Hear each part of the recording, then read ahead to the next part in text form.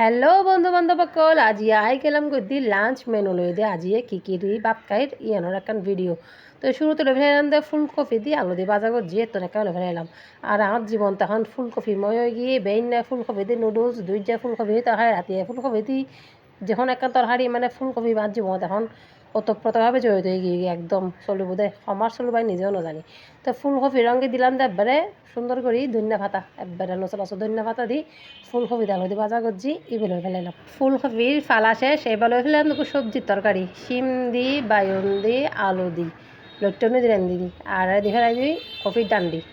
ডান্ডি দিলে খেতে খেতে কি আবার খাইতে খাইতে বা লাগে শুদ্ধ ভাষা ফেলে দেয় সিটেঙ্গা ভাষা শুদ্ধ ভাষা দাজার গিয়ে ক্যাং করতাম।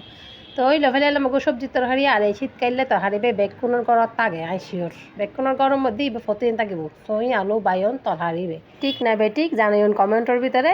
সই আলু বায়ন আসা না নাই তরকারি সই আলু বায়ন এই তরকারি এখন শুধু সিটেঙ্গা ন মোট কথা বাঙালিরও জাতীয় তরকারি গিয়ে তো সবজির ফালা শেষ এবার ফেলে আমাদের মাছ এবার এদের রুই মাছ